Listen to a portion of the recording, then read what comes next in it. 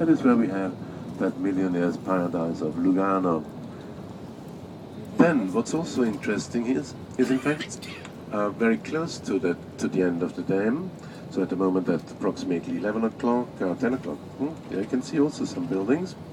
This is actually a Swiss, little Swiss enclave, Swiss territory on Italian, otherwise Italian soil. So the mountain behind that little village down the street ahead at 10 o'clock and 11 o'clock, now 9 o'clock, that mountain is actually Italy.